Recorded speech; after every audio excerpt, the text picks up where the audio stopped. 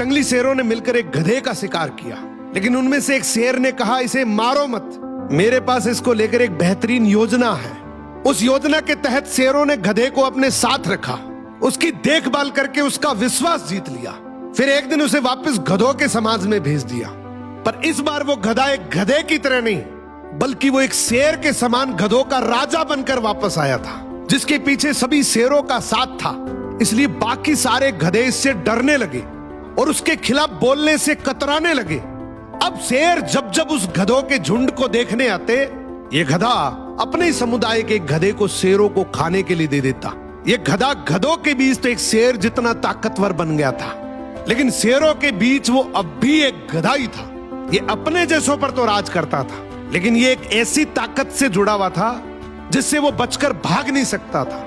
इसने हजारों मासूम गधों की कुर्बानी दी, सिर्फ ये सोचकर कि इससे मैं और ज्यादा ताकतवर बन जाऊंगा। एक दिन ऐसा आया कि सभी गधों ने एकजुट होकर उसका विरोध किया और ये ठान लिया कि इस बार शेर जब भी शिकार करने के लिए आएंगे तो हम में से कोई नहीं जाएगा, चाहे उसका परिणाम कुछ भी हो।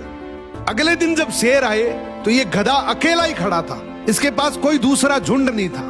तो गधे ने शेरों से विनम्रता से कहा कि देखो साहब, मेरा खौफ अब खत्म हो गया, मेरी कोई बात नहीं मान रहा अब। तो शेरों ने डिसाइड किया कि चलो अब तू किसी काम का नहीं है तो तू ही साथ चल ले, आज का हमारा भोजन तू ही बनेगा।